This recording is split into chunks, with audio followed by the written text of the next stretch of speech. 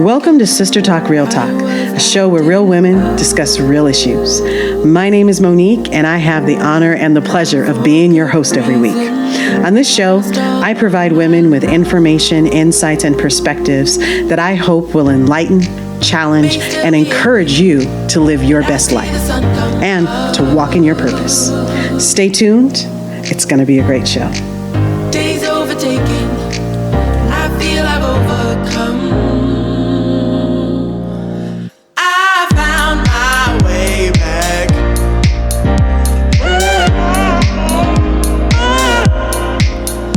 I found my way back. Hello, my name is Monique, and thank you for joining me for this episode of Sister Talk Real Talk. I am excited again because we have author Colin Tate with us on today's show to continue the conversation that we had from our last episode. We started talking about his book, Is This Your Man? That talks about 6 different archetypes or personas, or the types of men that you don't actually want to say yes to that question. You don't want these men to be your men because in actuality, they really aren't your man. There are different types of men that we have seen and dated, and I love his book, and because I was never able to kind of put it all in one package and put a name to it and understand the different dynamics and identify the different types of men. Ladies, we've all been in a place where we've been frustrated, we've been upset, we've had the emergency happy hour conversations. You know, that group text message where we all say, hey, SOS, such and such has happened, and we all get together for happy hour, or it's supposed to be, you know, a girls' night out, and it ends up being a girls' night in with wine and ice cream or whatever the case may be, because we have a man crisis. This man that we're dating, that we thought was amazing, that we were falling for, all of a sudden the patterns change. Something's happened, things aren't going well, and we can't figure out why. And a lot of times we kind of try to own it and say, what did we do wrong? Well, ladies, I want to introduce you to Colin Tate, who's going to give us some additional information. Colin, please tell us about your book, and let's talk a little about just a quick review, if they didn't hear our last podcast, of the kind of the different types of men, and then we're going to go in and dive into another one of the personas that you have written in your book. So, without further ado, Colin. Thank you. So, again, the name of the book is called Is This Your Man? And it represents real men telling real stories. So you women be able to hear how men really think, feel, and speak about women when they think no one is talking. A lot of the men's names have been changed. They've signed confidentiality agreements.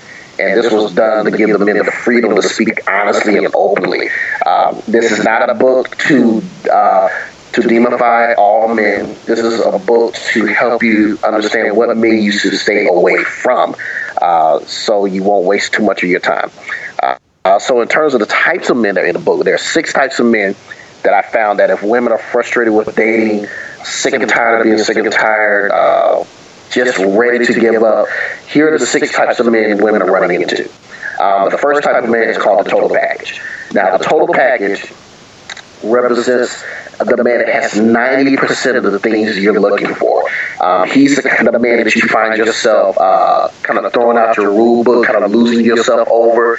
So if you don't fight over a man, you will fight over this guy. If you don't cook for a man, but this guy, you don't cook. You just do things for him that you normally wouldn't do for any other guy. The second type of guy is called the baby boy. The baby boy is the type of guy that you pretty much is looking for women to take care of him. He's looking for women to provide for him, give him some place to live, some place a car to drive, has a hard time getting a job, just refuses to grow up. The third type of guy is called the BSer. Now, the BSer is the type of guy that can do a couple of different things. He can be in a long-term relationship with you, engaged with you, married even, but you still feel like he hasn't fully committed to you. He's cheated on you, accused him of cheating. Then you have the type of BSer that's more on and off again relationship, and that is where you've never met his parents, he hasn't met your parents, he doesn't show up for special events, and he tends to disappear where you haven't seen him for days, weeks, months at a time. The fourth guy is called the online player. Now, the online player is the guy that uses social media, Twitter, online dating to meet all of his women. No more sitting in the bars, going to parties. He can sit at home with a beer in his hand and approach all the beautiful women he wants. The fifth guy is called the CEO. He represents the man that is physically, verbally, financially, and emotionally abusive. His ultimate goal is to woo you, to make you feel like you're in a loving relationship, but then isolate you and control you away from your family environment. This guy is very dangerous to be with. The last guy is called the chameleon. He is the type of man that will be all things to all women. He knows how to adjust his personality, his viewpoints to fit exactly what you're looking for. If you don't drink, he doesn't drink. If you hate cats, he hates cats. If you want more kids, but he doesn't, guess what? He will say, I want more kids, just to get his ultimate goal, which is sex. So these ladies are the 6 types of men you definitely want to avoid, and you're definitely happy running into if you're frustrated with dating. Thank you. Thank you for sharing those. And ladies and listeners, if you're listening to this, in my other podcast, he goes into the BSer. So in our previous podcast, you can find it on iTunes and on YouTube. He talks about a little bit more of the BSer, but even more so, of course, in his book, you get all of the details in Is This Your Man? About the BSer. Well, today we're going to talk about a story about the type of man, as you said, I think that is the most dangerous type of man. Bruce's story, when I read it, interestingly enough, I recognized Bruce in different men that my girlfriends have been in, even family members. And let's talk a little bit about the CEO. I love that you entitled him the CEO because is it correct to say that for the CEO, talk a little bit, you gave a little bit of overview about him, but is really his focus, it's not just about, sex. It's about power for him and control. Yeah. So the CEO, he's all about, like you said, power and control. In his mind, he wants to be in a loving, healthy relationship, and he doesn't understand why it had to happen. He has the same frustrations that a lot of people have about why haven't I met the one, what's going on, why haven't things worked out. But the CEO is also somebody who has their own particular issues. He targets women that are have abandonment issues from their mother, father, or both. He targets women that have low self-esteem. And what he does is he will lull you into this dream state as if you have just found the quote-unquote one. But what happens is once he isolates you from your support system, that's when you see the real monster come out. This gentleman is very dangerous. So can you talk a little bit about, I remember reading this and it's great when someone paints a picture for you and pulls it all together because it makes so much sense. You said in your book that a CEO, in one of your author's notes, your book is great, and I said this in the podcast before, but because you didn't just provide, your insight and information, you interviewed, you said, over 1,000 men and women.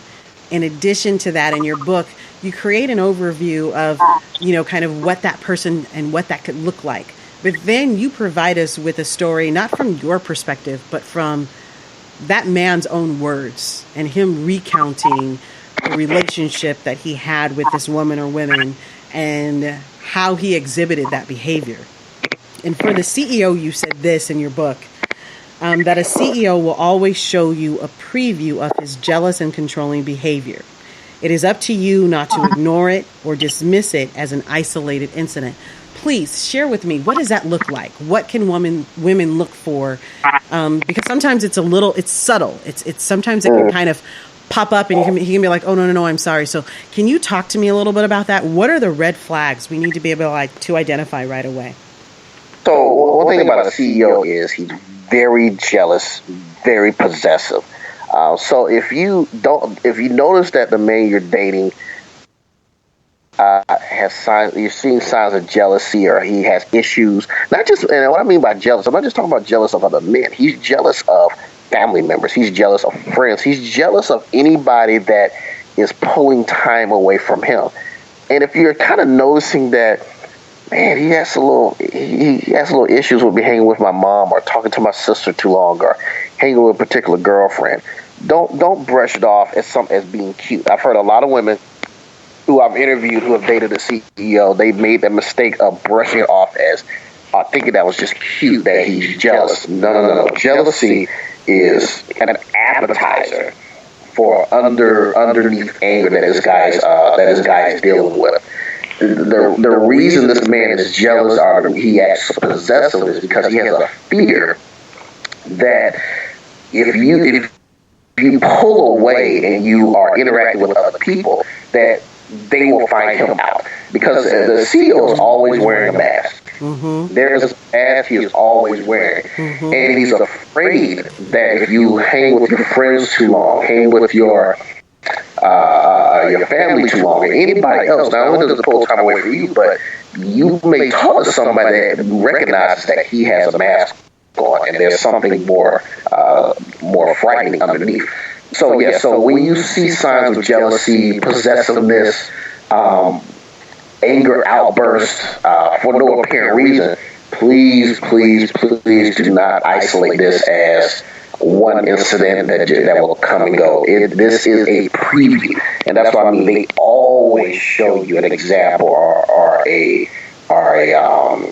appetizer to what's going to come down the road. Okay, so this is a really serious topic because what you're talking about the abusive man, mm-hmm. right? Whether he's verbally, physically, like you said, sexually, emotionally, or sometimes all of the above, abusive to a woman. I'm going to dig in here, and I know you guys are going to comment, you guys are going to tweet me. It's okay. I still love you. We're saying this because we care and we want women to actually be free. Remember, the name of the show is Sister Talk, Real Talk.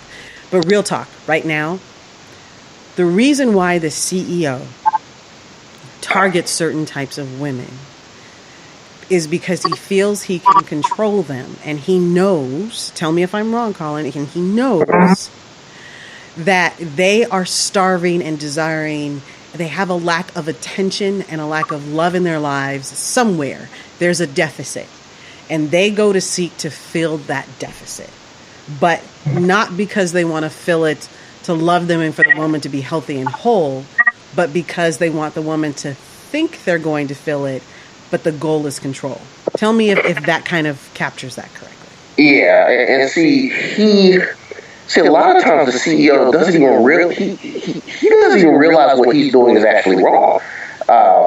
There's an old saying, hurt people. Yes. And the reason the CEO hurts you because he was hurt himself. And I'm not talking about hurt by a woman. I'm talking about hurt. He may have been abused. He may have been sexually abused, physically abused. His mother may have left him. His father may have left him. Or they may still be in the house, but there's a gap there. So he knows who he can target because he leads with what he can provide for you. So if you notice that a guy you're dating, or you tend to only attract men that want to do a lot for you financially, or want to rescue you in other ways, emotionally, spiritually, financially, chances are you are dealing with a CEO. And they use what they can do for you because it's to compensate for how they feel about themselves. So here I am. I don't think I'm good enough. Let me compensate with paying your bill. I've heard some CEOs giving you a car. Some CEOs say, hey, you don't need to work a job. All of this is to ultimately control you, because when he lets the monster out, and he will let that monster out, you're in the sense of almost total codependency.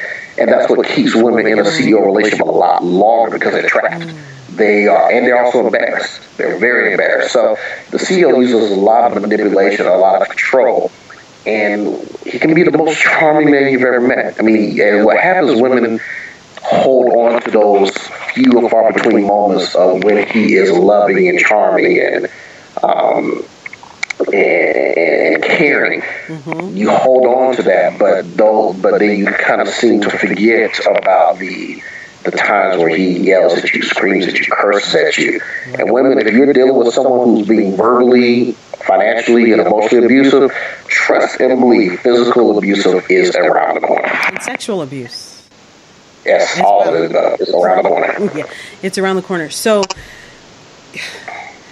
this is a tough subject because, we've all seen the movies where, a woman, or the news, even more so, where a woman has been, abused, and the story is that she's been with a man for 10 years, 12 years, and been abused, physically abused, and a lot of other things. And you're like, why didn't she just leave? But there is a hold that these men have, and have on them, like you said, financially, spiritually, emotionally. But there's also sometimes a very valid fear for their lives. In your book, that Bruce story was so true and resonated so much. I'll go personal here. My mother was married to the CEO type. She had her own job and worked herself, but there was an element and component where she stayed with someone, with a man that was physically abusive to her for over 20 years. Yeah. And seeing that real time, what do you suggest for ladies to do? First of all, we want them to know it is not you. It is your not. It's not their fault, right? There's nothing that you should ever do that should cause a man to hit you, to abuse you, to put you down, to make you feel like you're less than. There's nothing that warrants that. When you're dealing with a CEO, doesn't he kind of start off very affectionate, very, very loving? Oh, absolutely. Very attentive. Kind of paint the picture. You did some, but he comes off as sometimes like the perfect guy. Maybe that's the red flag warning number one, right? Yeah. He comes off as the perfect guy. He comes off very perfect, but the two things that stand about a CEO is, or actually three things. He rushes. He moves quickly. He has no problem. He also has no problem talking about the future, which is catnip to women. Here, talking marriage, talking babies, talking living together, talking building a life together. He talks that stuff very early, and women eat that up, and he knows that. Define early for me. Define early. What's too early within having a conversation? 2 weeks, he's already talking about, you're the one, or I can see us having a life together, or even under a month. It kind of gauges from age to age. If you're in your 50s, chances are you've been around the block long enough where you know what you like and what you don't like, so you don't need the same amount of time to get to know somebody like myself in my 30s. So it does vary. But any woman who has some level of experience in dating, you can gauge when something is happening a little too fast, or he said that a little too prematurely. Don't pass off and ignore it. Another thing, if you notice, he has a willingness to provide early by taking care of a bill, help you out in a frustrating situation. Because the CEO doesn't target women who are self-sufficient, who are very strong mentally, because he knows his advances don't work. Leading with his money and what he can provide won't impress those type of women. But he knows very, very quickly which woman he can pull this stunt with and which woman he can't. He knows that very quickly. So he looks for someone, in marketing and things like that, we talk about the unmet need. What's the unmet need? He looks for a woman where he's like, she's got this need. Yes. And I can fill it. But the need is twofold, right? There is the obvious, whether it's the financial or whatever need, but then there's a deeper need that he identifies, that he's able to spot in that woman, and that's that insecurity. That's that brokenness that's in the woman that hasn't been addressed. It may have been masked, it may have been bandaged and wrapped up, but it hasn't healed. And he's able to spot those, correct? Yeah, see, women have to understand your insecurities are not hiding. You're not hiding them to us. We can see it. We can tell that you have a need for attention. That's why men, we used to love preacher kids, because I'm not saying preacher kids, but so wrong. Well, we did, because we knew that you wanted a level of a different type of attention, of excitement, because you're so stifled growing up. Or we love women who have no fathers, because we know if I give you enough attention, I can sleep with you quickly. If I pour you enough attention to you early, I can sleep with you just as early. So when you run into a CEO, it's like this. All of us are like sponges when we're born. We are all sponges, and mom and dad are supposed to pour into us. And what mom and dad are supposed to pour into us, to give you an example, is like water. They're supposed to pour clean, beautiful spring water on our sponge. And we're supposed to soak it up. So if mom and dad are both in your life, and mom and dad both were healthy and poured their complete full cups of water in your sponge, you're filled up. You're completely full. So if a CEO that represents Clorox, bleach, or a baby boy that represents antifreeze, or a chameleon that represents urine, or another guy that represents, whatever liquid you want to pour in, because you're already filled with the clean, beautiful water that your mother and father poured into you. There's no room. I don't care if you pour oil, bleach, urine, antifreeze, it's going to bounce off because you're already full. But what happens is, if mother or father, one of them, did not pour into you, guess what? That sponge is still thirsty for more. So whether if you pour oil, antifreeze, Clorox, or urine, guess what that sponge is going to do? It's going to soak it up. All right, so you cross this threshold where we have to address this now. Then how do we address that? And I know, as I said, ladies, in my previous podcast, I was fortunate enough to be able to have Colin as my relationship coach. Even though I'm a coach myself, all those good coaches say we all need insight from time to time. And how do you get to that point where your sponge is full with the good stuff? You can't go back and fix what mommy and daddy didn't do. So now it's on us, right? We're grown. It's on us to be able to identify, hey, we're not filled up with what we need to be. There's a deficit. There's an emptiness. There's a brokenness. There's a hurt that's there that still needs to be healed. Once we identify that, can you give us 2 or 3 next steps on how to address it? And what do we need to do? What can we do? Not just because we don't want to be taken by these kind of men, and we don't want to go through the heartache and the pain and the heartbreak of realizing that it's yet, another person that has, broken our hearts, but because we want to be healed.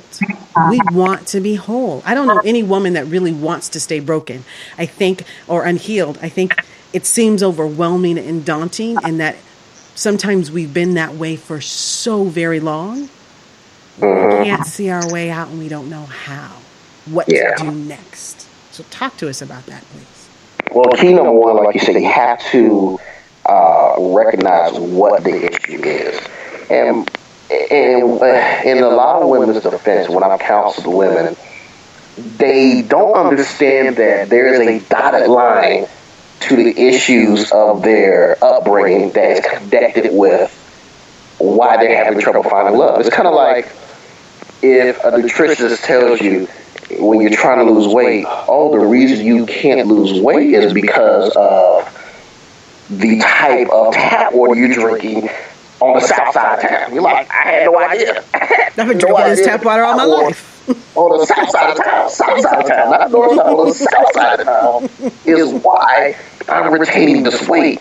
Same thing with finding love. You will realize that a lot of the reasons you're picking the men you're picking are the same men, because each woman who's listening to this, whether you're dating a CEO, a chameleon, a BSer, most of you have a consistent thing where you keep running into the same guy each and every time. It's like a magnet. And once you address the real issue, whether it is you were abused yourself, sexually, physically, verbally, emotionally, or whether it is you have abandonment issues from mother, father, both, you were teased, you were adopted.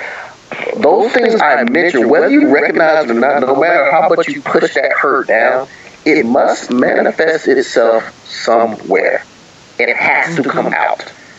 Don't think you're hiding it. Don't think you're staying deep inside, and it must come out.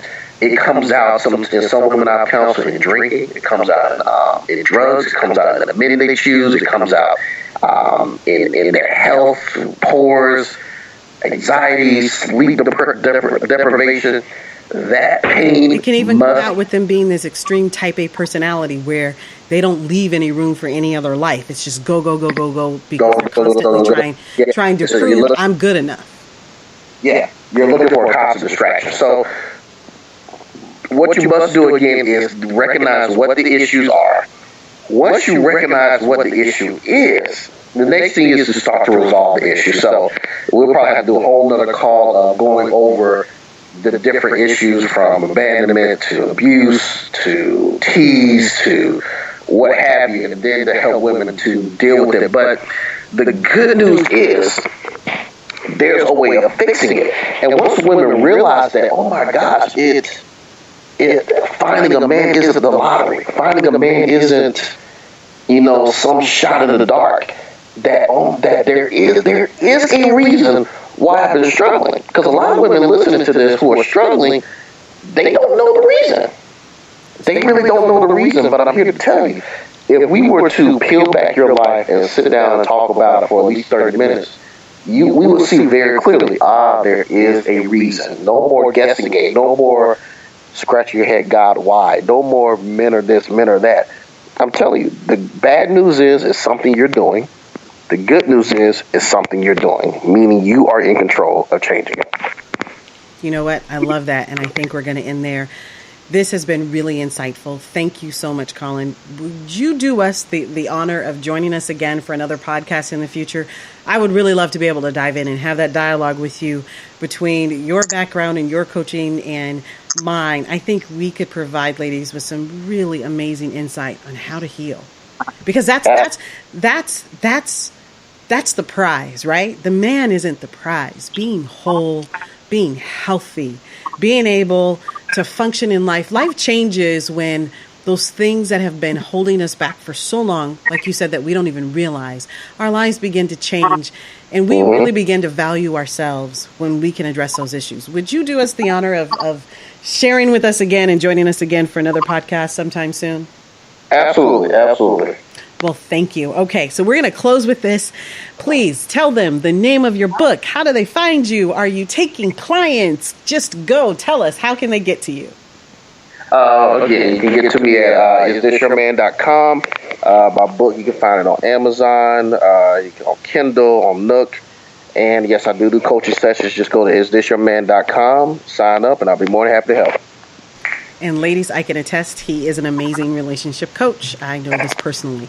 Well, Colin, thank you so much for joining us. Thank you for the information. Ladies, I hope that you have found this insightful. If so, share it. Get the book. Go to his webpage. Sign up. Do a session. Don't you do an initial kind of coaching session, just kind of a get to know you, Colin? Try it out. 10-15 minutes, just get to know them, and then we can go forward from there. You know what? Try it out. It's worth it. And as I said to a woman recently last week, you know what? This is your life. It's the only one we get. There aren't any do-overs. So why not take today and take the time to do something to invest in you to change it so that you can live your best life. Thanks for joining us, and I'll see you next week. Thank you for listening to Sister Talk Real Talk. I hope that today's show has informed, enlightened, encouraged, or challenged you. We're always on doing this thing called life with you throughout the week. You can catch us on Facebook and on Instagram at Sister Talk Real Talk, and on Twitter at Sister Talk for Real. That's Sister Talk, the number 4, real. Let's continue the conversation throughout the week. You can catch all of our shows on our blog at sistertalkrealtalk.com. Thanks for listening, and we'll talk to you next time. Until then, keep it real.